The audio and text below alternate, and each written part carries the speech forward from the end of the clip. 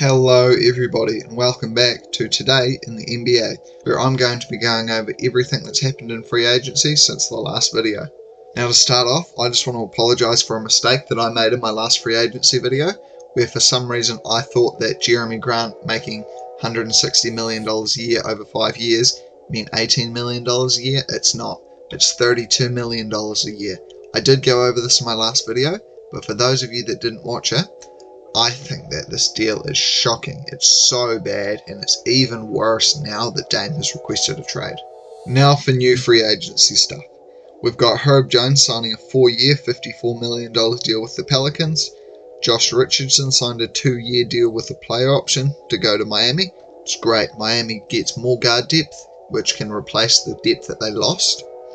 Rui Hachimura signs a 3-year, $51 million deal with the Lakers.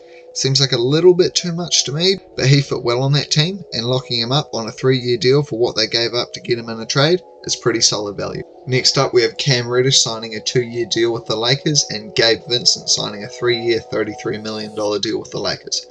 I think that Gabe Vincent probably could have got a little bit more, maybe $15 million a year, but still, $33 million is very good, and he definitely deserved it after his playoff run. Next up, we have the Raptors filling in their point guard position by signing Dennis Schroeder to a 2-year, $26 million deal, which I think is pretty solid value. Now we have some rookie extensions. We have Tyrese Halliburton and LaMelo Ball both signing max extensions that could be worth up to $260 million. I think this is just the price you have to pay. Both very warranted. We have Desmond Bane signing a $207 million max extension, which is definitely too much for him. I think that's over 5 years, that's $40 million a year. Next up, we have Seth Curry signed a 2-year deal to go to the Mavs. Pretty good, they needed shooting. We have Austin Reeves re-signing to the Lakers for 4 years, $56 million, which I think is a very good deal, and I do think he could have gone to another team for more. We have Brook Lopez re-signing to the Bucks for 2 years, $48 million. It's a lot of money, but they definitely did need to bring him back. We've got a surprise, Dillon Brooks signing to the Rockets for 4 years, $80 million.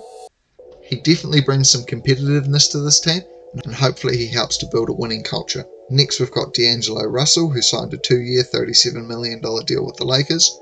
Pretty good value. I thought he would have gone for maybe $22 million a year, but to get him on, 18 or so? It's pretty good value.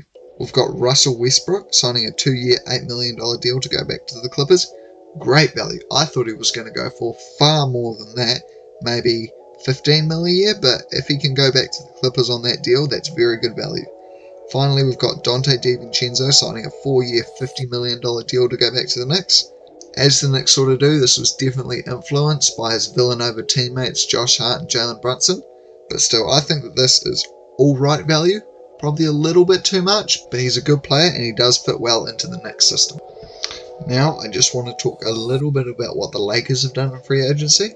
I think they've done amazingly. They've used the fact that they're a big market, brought in some more good role players, and re-signed some important pieces. For the next year, I think the Lakers could make a similar push to where they did last year, maybe even make it to the finals. Who knows?